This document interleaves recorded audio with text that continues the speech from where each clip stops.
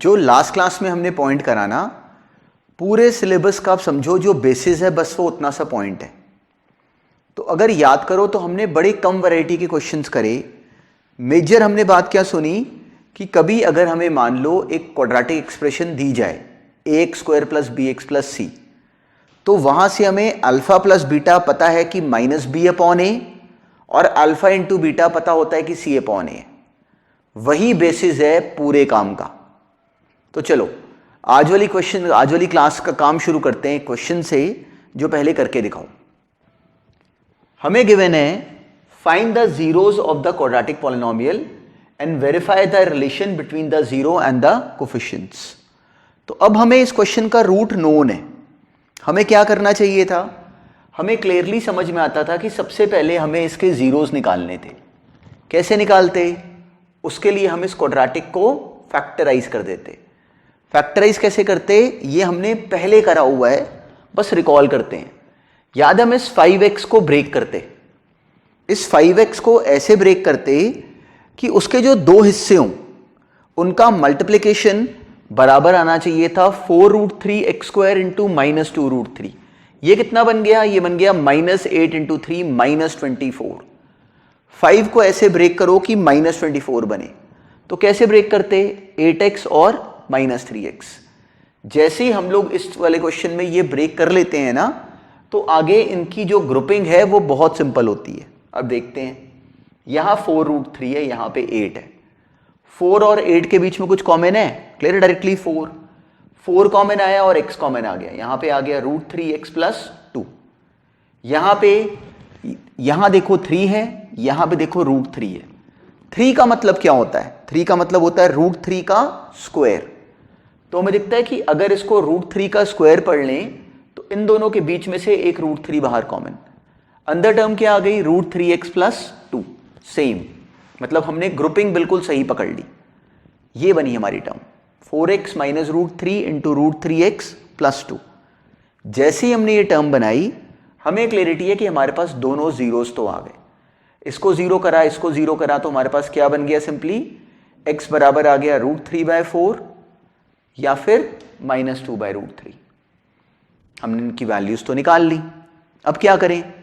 अब हमें कहा गया कि वेरीफाई, जो अब हमने फॉर्मूला याद करा होता है अल्फा प्लस बीटा और अल्फा इंटू बीटा वाला, उसको वेरीफाई करो। तो अब कैसे करें वेरीफाई? उसके लिए क्लियरली हमें क्या करना चाहिए था? यहां पे सिंपली इनका सम निकाल देते। वो आ गया √3/4 -2/√3।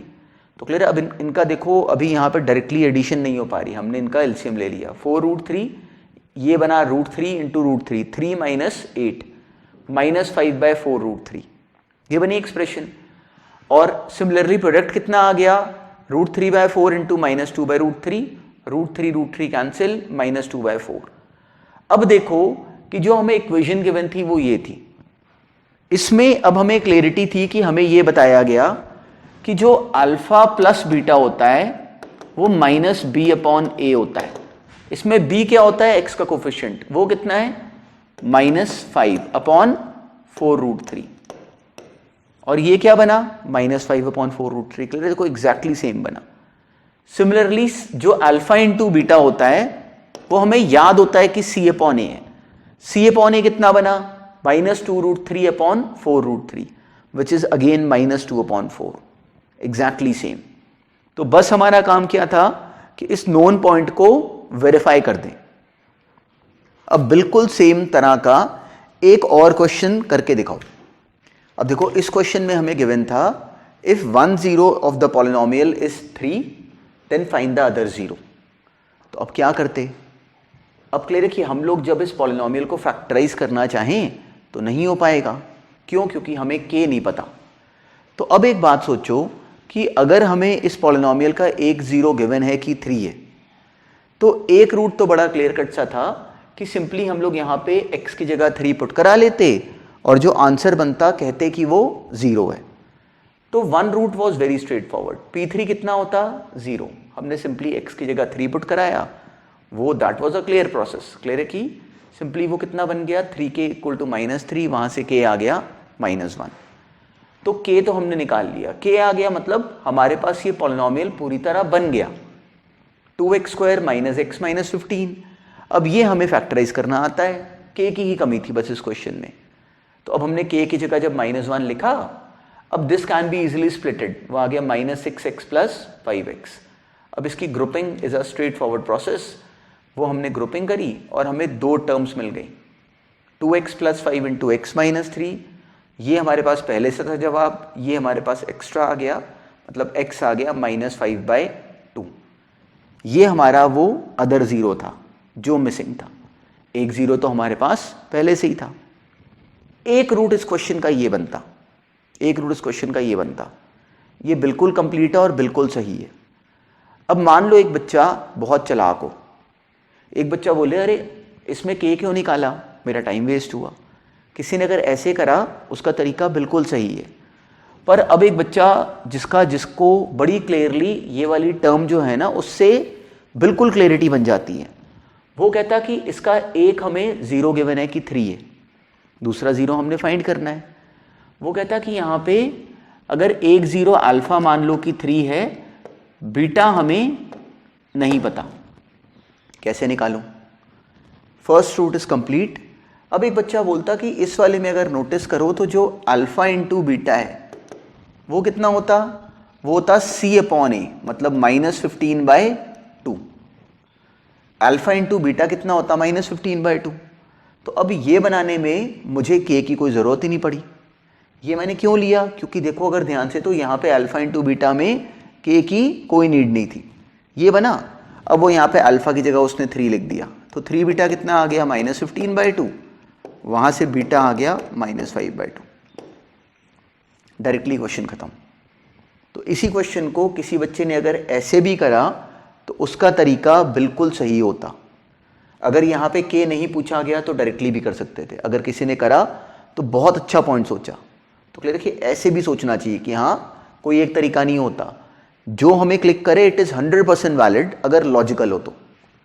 अब सोचो कोई बच्चा बोले कि अगर k भी निकालना होता इसके बाद तो यहाँ से भी निकाल लेता। कैसे?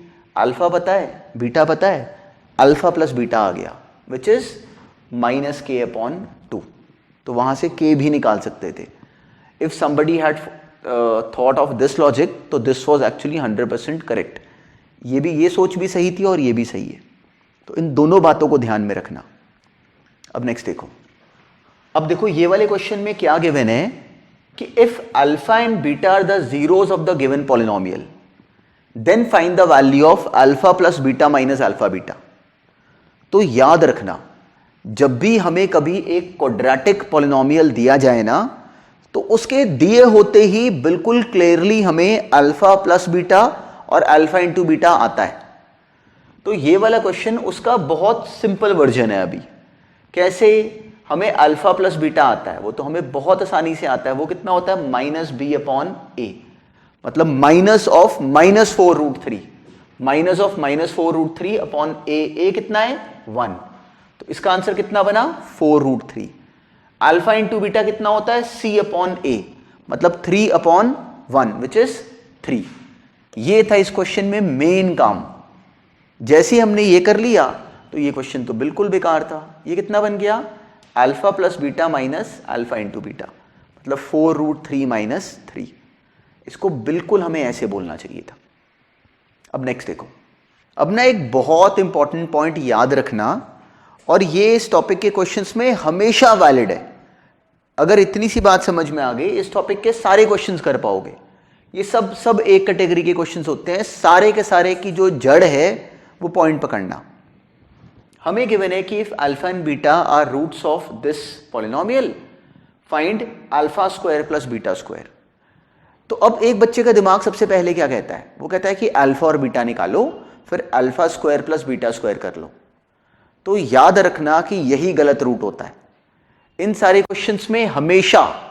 हमेशा मतलब जो मर्जी क्वेश्चन आ जाए, हमेशा always the root which we have to keep hold upon is this, कि हमें जब क्वाड्रेटिक ऐसे पॉलिनोमियल दिया जाए तो हमें अच्छी तरह पता होता है कि हमें अल्फा प्लस बीटा और अल्फा इंटू बीटा हमें नोन है clearly in all these questions. Any question of this category we are clearly aware कि अल्फा प्लस बीटा कितना आ गया 5 और अल्फा इंटू बीटा कितना आ गया, वो आ गया c अपॉन ए कितना है 1, तो वो कितना बन गया 7।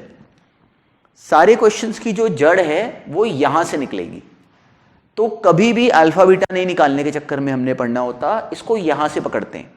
तो अब मेरा टारगेट क्या होगा, अब मेरा टारगेट होगा कि मैं किसी तरीके से अल्फा प्लस बीटा और अल्फा बीटा के पता होने पे क्या मैं alpha square plus beta square निकाल सकता हूं। तो याद करो कि इस तरह के बहुत सारे क्वेश्चंस हमने ऑलरेडी लास्ट ईयर करे होते हैं और ये बहुत सिंपल कैटेगरी है। तो यहां पे हम लोग क्या पकड़ते, क्लियरली ये पॉइंट हमें क्लियरली समझ में आता है कि a square plus b square, याद है कि अल्फा प्लस बीटा का होल स्क्वायर हमें आता होता है, एक्स प्लस वाई का स्क्वायर क्या होता था, x square plus y square plus 2xy। तो वहां से अकेला alpha square plus beta square क्या बन जाता, अल्फा प्लस बीटा का whole square minus 2 alpha beta. वही हमारी करी हुई आसान सी अलजेब्रिक एक्सप्रेशन। अब अल्फा प्लस बीटा हमें आता है और अल्फा इंटू बीटा हमें आता है। इन सारे क्वेश्चंस का हमेशा टास्क ये होता है कि जो भी पूछा गया हो, इस क्वेश्चन में ये पूछा हुआ है ना, कुछ भी और पूछा गया हो, मेरा टारगेट क्या होगा कि जो पूछा गया है उसकी शक्ल कन्वर्ट कर दूं in alpha plus beta and alpha into beta, क्योंकि मुझे बस ये दो आते हैं। हमें ये पूछा गया था, I converted this term into this format. Why, because we know only these two terms. हमेशा ऐसे करोगे, अभी और क्वेश्चंस करने वाले हो, हमेशा ऐसे करोगे। जब भी कुछ भी पूछा होगा इसको कन्वर्ट करा दोगे अल्फा प्लस बीटा और अल्फा इंटू बीटा में। क्यों, क्योंकि हमें वही आते हैं, बस वहीं से होगा क्वेश्चन सॉल्व, कोई और पॉइंट नहीं है। अब अल्फा प्लस बीटा हमें नोन था कि 5 है, अल्फा इंटू बीटा नोन है कि 7 है। ये आ गया 5 का स्क्वायर 25 माइनस 14 विच इज 11। तो this question was not important, important was this understanding. और देखो एग्जामिनर हमें बहुत तरीकों से डिसीव कर लेंगे, पर अगर हमें ये ऐसे आ गया ना कि जो मर्जी क्वेश्चन पूछ लो हमने उसको यहां ले जाना है, तो आप लोग को रियलाइज होगा कि बुक में कितने भी क्वेश्चंस हों वो सारे के सारे सेम है।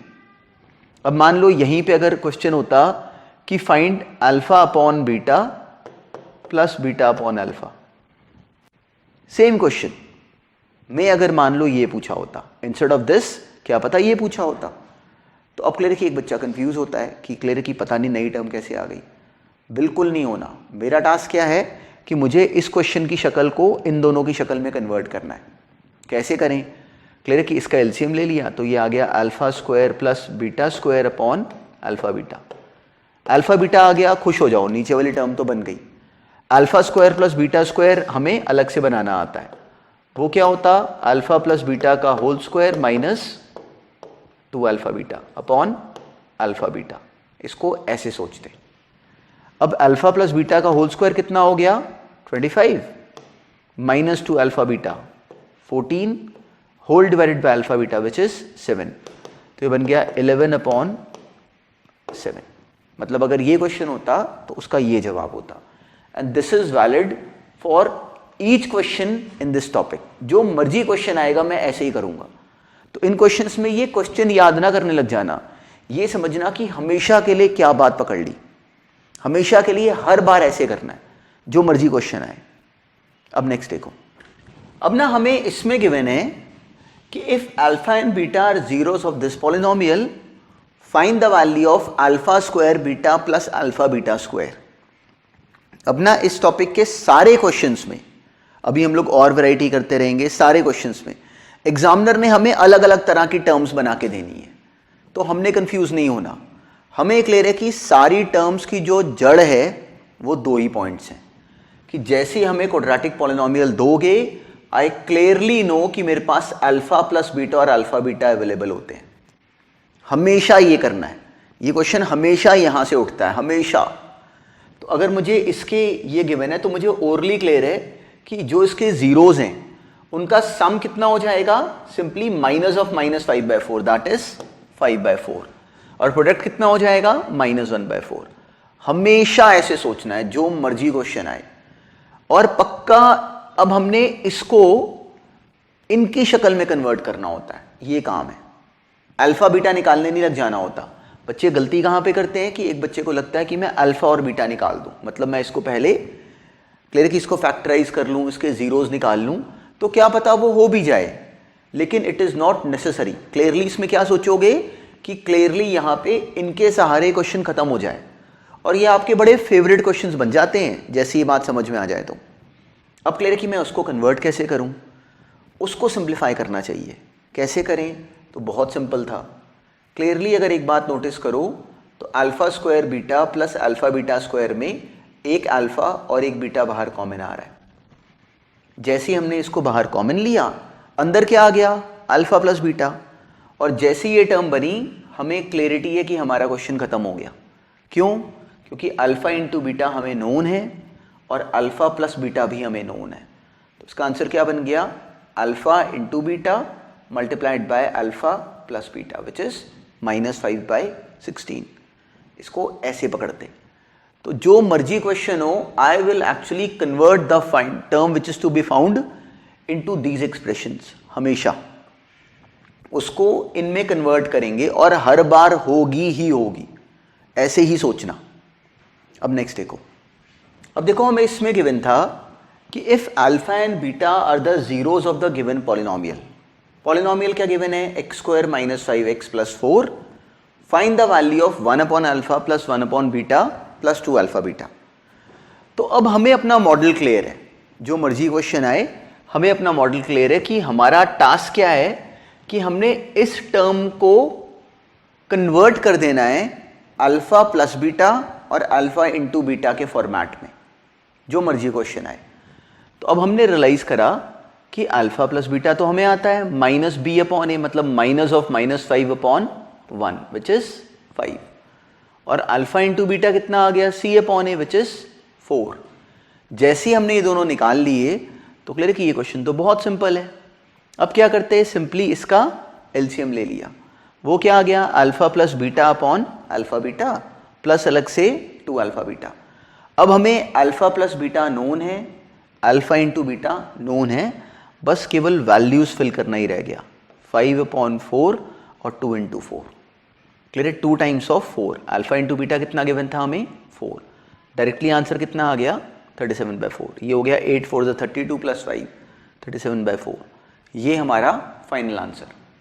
तो ये क्वेश्चंस इतने सिंपल होते हैं, बस आपका देखने का जो प्रोसेस है वो ऐसा होना चाहिए कि जो मर्जी टर्म हो इसको सोचेंगे ऐसे। अब ये क्वेश्चन देखो, हमें गिवन है कि if 1 0 of the given polynomial is 7 times the other, find the value of k। इन सारे क्वेश्चंस की जो जड़ में पॉइंट है वो 2 ही होते हैं। आपका फटाफट हाथ चलना चाहिए, किसी ने दिया क्वाड्रेटिक पॉलिनोमियल, फटाफट हाथ चलना चाहिए alpha plus beta alpha into beta, जो मर्जी क्वेश्चन हो। बिल्कुल ऐसे हैबिट डालना, अपनी कॉपी में ऐसे लिखा करो, क्वाड्रेटिक पॉलिनोमियल दिया हुआ है, हाथ ही यही चलेगा अल्फा प्लस बीटा और अल्फा इंटू बीटा। तो अब डायरेक्टली यहाँ पे क्लैरिटी है कि अब हमें दिया गया है कि अगर इसके 2 जीरोज अगर अल्फा और बीटा हैं तो जो बीटा है वो एक्चुअली 7 अल्फा है। बीटा कितना हो गया, 7 अल्फा। तो अब वहां से हमें क्लैरिटी है कि अल्फा प्लस बीटा यहाँ पे कितना आया, minus of -8/3 which is 8/3। Alpha into beta कितना है, 2k plus 1, constant is what, 2k plus 1 whole divided by 3। ये बना c अपॉन ए। c कितना था अब की बार, 2k प्लस 1 पूरा होल डिवाइडेड बाई 3, पर हमें k तो आता नहीं। अब हमें अल्फा प्लस बीटा में बीटा दिया गया है कि 7 अल्फा है, तो अगर उसकी वैल्यू यहाँ पे फिल कर दें तो हमें क्लियरली दिखता था कि एक्चुअली अल्फा यहाँ से हम आसानी से ऑब्टेन कर लेते। 8 अल्फा बराबर आ गया 8/3 के, वहाँ से अल्फा आ गया 1/3। जैसे ही अल्फा आ गया तो साथ साथ बीटा भी आ गया। बीटा कितना हो गया, 7 अल्फा विच इज 7/3। अब अल्फा बीटा की वैल्यू लो और यहाँ पे फिल कर दो, तो उसका फ़ायदा क्या होता कि बस k रह जाता अननोन और वो वहाँ से बड़ी आसानी से निकल आता। तो हमने यहाँ पे इसकी वैल्यू फिल कर दी, ये आ गया 7/9 is equal to 2k plus 1/3। एक 3 cancel, 7/3 is equal to 2k plus 1, cross multiply करा, 7 is equal to 6k plus 3। वहाँ से 6k कितना आ गया, 7 - 3 दैट इज 4। k इज 4/6 मतलब 2/3। ये हमारा फाइनल जवाब बनता, k बराबर आता 2/3 के। और एग्जैक्टली ऐसी सोच के साथ ये रीजनिंग ऐसे बोलना चाहिए था। तो हमें डायरेक्टली क्या क्लैरिटी है कि जैसे ही क्वाड्रेटिक पॉलिनोमियल आएगा ना, इसको डायरेक्टली ऐसे करोगे, क्या पकड़ोगे, अल्फा प्लस बीटा और अल्फा इंटू बीटा। वही है सारी इन सारे क्वेश्चंस की चाबी, वहीं से ब्रेक होने होते हैं। तो जो बच्चे कंफ्यूज होते हैं उनको लगता है कि अलग अलग चाबियां बनाओ, अलग अलग रूट पकड़ो, बिल्कुल नहीं सोचना। सारे क्वेश्चंस क्वाड्रेटिक पॉलिनोमियल आया, सारे क्वेश्चंस की जड़ में क्या होगा, अल्फा प्लस बीटा और अल्फा इंटू बीटा। इसको बिल्कुल ऐसे सोचा करो। अब नेक्स्ट देखो, अब ना हमें ये एक्सप्रेशन गिवन थी, हमें गिवन है कि if alpha and beta are zeros of this polynomial such that alpha minus beta is 9, find k. तो अब देखो हमें क्लियरली समझ में आता है कि इन सारे के सारे क्वेश्चन की जड़ में जो कहानी है वो पक्का अल्फा प्लस बीटा और अल्फा बीटा से ही निकलती है। तो अब हमें इस क्वाड्रेटिक में क्लियरली समझ में आता था कि अल्फा प्लस बीटा कितना बनता, minus of minus 1/1 which is 1। Alpha into beta कितना आ गया, वो हमें क्लियरली नोन है कि माइनस के बन जाता। तो मुझे अल्फा माइनस बीटा पता है और अल्फा प्लस बीटा पता है। तो इस क्वेश्चन में अब की बार हमारा थॉट प्रोसेस क्या होता कि अगर अल्फा प्लस बीटा और वो दोनों अगर हमें नोन है तो एक्चुअली हमें क्लियरली समझ में आता है कि अब अगर मान लो कि मैं इस पहले वाले से सेकंड से अगर मान लो मैं अल्फा की वैल्यू निकालूं, वो क्या आती, माइनस बीटा उधर जाके 9 प्लस बीटा और उसको फर्स्ट वाले में पुट करा दूं। मैंने अल्फा की वैल्यू सिंपली ऊपर वाले में पुट करा दी, वो क्या आ गया 9 प्लस बीटा बराबर 1 के। अल्फा प्लस बीटा 1 था ना, तो यहाँ से हमें मिल गया कि 2 बीटा बराबर आ गया -8, वहाँ से बीटा आ गया -4। जैसे ही बीटा आ गया हमने यहाँ फिल करा, अल्फा आ गया 5। तो ये क्यों निकाला, क्योंकि अब की बार अल्फा प्लस बीटा और अल्फा माइनस बीटा दोनों हमें नोन थे और अल्फा इंटू बीटा हमें निकालने की जरूरत पड़ गई थी। तो अल्फा इंटू बीटा कितना बनता, C/A which is directly -k। तो मेरी टर्म क्या बनती, -k which is what, -k which is directly, इस वाले में डायरेक्टली टर्म क्या बन जाती, minus of k/1 which is -k/1। ये बनती हमारी एक्सप्रेशन। ये बराबर आ गया alpha which is 5 into beta which is -4, ये बराबर था -k के। तो k कितना आ गया, -k बराबर आ गया -20 के, वहां से k आ गया 20 हमारा फाइनल आंसर होता। तो इसको देखना, इसको बोलना हमें ऐसे चाहिए था। ये भी था बहुत सिंपल, पर इसको पकड़ते ऐसे। अब ना आज वाली क्लास में हमने बहुत सारे क्वेश्चंस करके देखे और हमने एक बड़ी इंपॉर्टेंट बात पकड़नी शुरू करी कि इस सारे क्वेश्चंस की जड़ में जो कहानी है, क्वाड्रेटिक पॉलिनोमियल अगर आएगा तो बिल्कुल हमने डिसाइड कर लिया कि अल्फा प्लस बीटा और अल्फा इंटू बीटा से क्वेश्चन उठाएंगे। इस बात को नहीं भूलना। आज वाले सारे क्वेश्चंस का बेसिस यही पॉइंट था। नेक्स्ट क्लास में भी जो हम लोग क्वेश्चंस करेंगे उसके बेसिस में भी यही पॉइंट होगा इनसाइड। तो बस इस बात पे सही होल्ड बना के रखना, टॉपिक ये बहुत सिंपल है।